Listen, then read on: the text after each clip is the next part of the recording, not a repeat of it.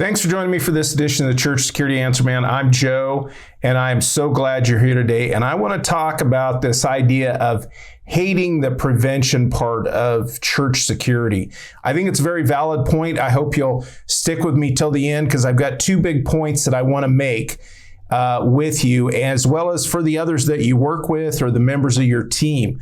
I think it's very important for us to talk about this. It kind of goes with the proper terminology sometimes. I think we're looking at it differently, and it gets in the way. Hating this stuff gets in the way of what we actually need to do and realizing how important it is. So today I want to talk about two areas that we tend to hate or dislike about the church security, and especially the the prevention aspect of church security. So, we're going to talk about part one, and then in this video, so we're not going to switch, but in this video, we'll talk about part two here in just a little bit. So bear with me on this. And so first, it's really related material to preventing the big stuff. If we talk about violence in general, confrontations, disorderly conduct, service interruptions. We can even get into child abuse or abduction, those kind of things.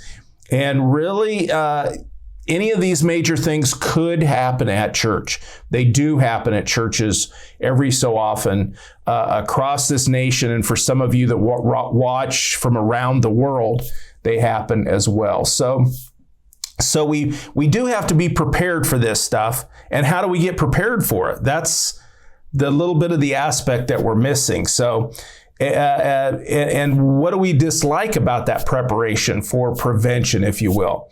And please hear me to the end of this video. Don't stop the video on me because I really want to make a couple of what I believe are valid points that are important for you and I, as well as our team members. So we tend to not like the training is one of the big aspects of this. We tend to not like the training. We take de-escalation training, defensive tactics training, dealing with mentally ill persons training, and we tend to not like those things. We get a little bit out of them, but sometimes we don't get enough or that much, if you will, to prevent us from wanting to not be there, to show up and talk and get prepared and figure out what we can do to prevent this stuff. Sometimes we just don't want to do that. I mean, part of it is it rarely happens, and it may not ever happen at your church. But, what do? We got to be prepared for it. And then it doesn't happen. There's not much chance of it happen. And then we get together and talk and train some more on it. And still not actually happening. And it's rare again. And so here's the sticky part. Really, when it comes down to some of this stuff, the tricky part is that if you're doing a good job at prevention for some of these things, it's not going to happen. Or it'll happen less. For instance, if we know that people are having a bad mental health day, are the typical ones that will come to our church and interrupt things. They'll get louder than everybody else during the service and begin to disrupt and interrupt our ability to worship or be able to pay attention to the priest or pastor's message or whoever the leader is that day. Or they'll literally stand up and interrupt the service and maybe even bring fear to some of the families and people in attendance. So we know this can happen. But if we're watching out for these types of situations, like people entering that look like they're having a bad mental health day or actually are, if we're stopping and talking to them and ministering to them out in the lobby or in a side TV room or coffee room, then they're not going to get into the service to cause issues. So it basically means you're doing your job. You're preventing. And like in our case, in our church, we've had 4 of those folks show up in the last 3 years, and we've met them at the doors, gone through our process of evaluating them and deciding where we were going to let them be ministered to, or did they need to leave, or, would take them to a side TV room, the coffee shop, and let them watch the ministry, the sermon on that TV, all of those kind of things. And what did we do in the process? We did a good job. And we prevented them from getting into the service and interrupting. So we had no service interruptions during that 3-year period where we could have potentially had 4 interruptions, which makes the training mundane sometimes because the exciting things, the big stuff, it's not happening because you prevented it. So that's an important thing to think about. It's kind of a conflict in a way, but we're doing our jobs. We prevented it, so nothing exciting happened, which makes things kind of boring. It makes us kind of hate the training and hate the prevention aspect of it. So the first part, assessments, training, preparing for prevention, we just hate it. And so sometimes some of us, I hear about it. We just did a podcast on it here a while back, and we talked about how one person was having trouble getting people to come to his great training that he was offering. So we talked about changing the names, making it more exciting, adding more exciting material into it, because we get this idea that we don't want to go, we don't want to hear it, we want to call in sick or take a vacation day from it, or and really, how important is it? How important is that training to what we're trying to do? And I think it's very important. That's what's allowing you to prevent this stuff from happening, is because we all know how to act like a team, work like a team. We know what we're looking for to prevent those folks from getting in. And so it does cause issues on the other side where we hate the part that helped us prevent the problem. So second, the actual physical components of prevention. And I'm just talking about general stuff here today, but I think it's important.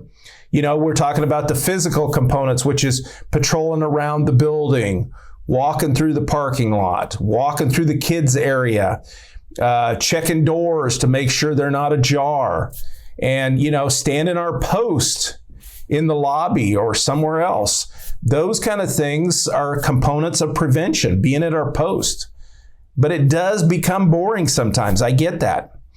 And we might end up saying we hate it, that aspect. We want the more exciting stuff, or we hate being there every week and very little happens, or the folks come in and we prevent it, and so nothing exciting happens. So, and I hear people once in a while complaining about it. It's too cold, it's too wet, and I just walked around the building 30 minutes ago. You want me to do it again? And I see people sitting on a couch away from the lobby instead of standing their post or sitting more in the lobby where they're right there for prevention, because this stuff, we begin to hate the prevention aspect of it. We want the response part of it, if you will. So, how are we going to do our job if we're over here somewhere or we're not out walking around? Becomes an issue. If someone's sitting across from the church, and this is what I want to point out with some of these boring prevention things that we do all the time, you'll probably never see some of these issues that you prevented. If somebody's sitting across from the church, they're scoping out the church, they're considering taking action against the church, disrupting a service, doing something bad. They're looking to see how easy it would be. They're scoping it out. How easy is it to get in here? How soft of a target is it? They're just looking at things. And, they're looking to see what they can do and if they can do it easily. A lot of these guys are not skilled folks. We might call them cowards sometimes when they take some of the big action that we see, the way they do it. We call them different things like that they're cowards, basically. And then suddenly, as they're looking at things, they're looking at your church, they're sitting across the street, they're driving by, and suddenly they see 1 or 2 people come out. They got name tags dangling from their neck. They got them on a lanyard and they're dangling, and they see them walking around the building. Or they see somebody in a vest, a yellow vest, walking around the parking lot or standing in the parking lot. A boring job, don't forget that. We just did it 30 minutes ago, but all of a sudden this person sees you doing that preventative task, and what do they think? And I would say, they're thinking suddenly this isn't such an easy target. There's some guys and girls, or there's some girls walking around actually looking at things, being proactive, if you will. And there's plenty of other targets for them to go to that don't have that. They want to look at a church to victimize or to interrupt a service. There's other churches that don't have people walking around, don't have people standing in the lobby with name tags on. All of those kind of things.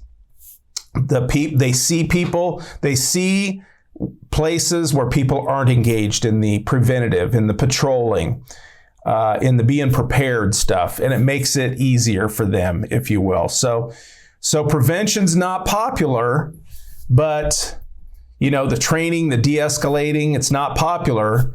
And we can hate going to training, but it gets us more prepared and gets us focused on what we need to do. It gets us acting like a team, helps us understand these things, and helps us embrace this process of prevention. And I encourage you in that.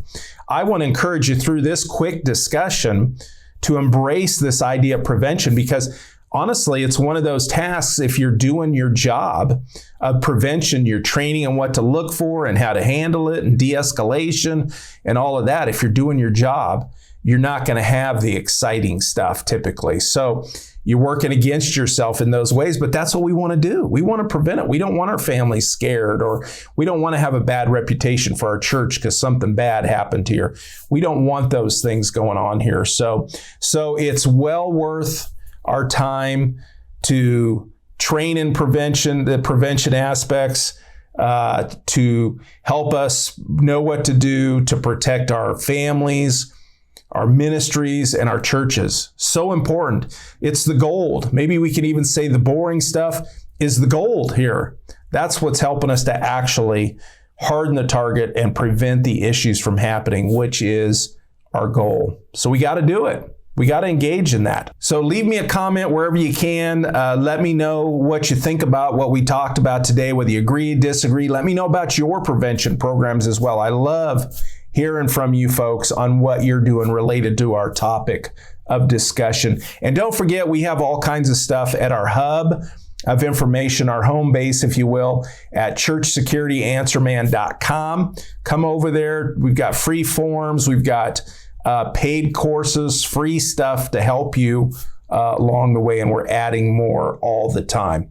Hey, and if you're getting something from this, please like and subscribe. It helps us expand a little bit, helps us reach other people, just kind of helps us snowball the effect of getting the information out. And I hope you have a safe and secure week, and I look forward to seeing you on the next video.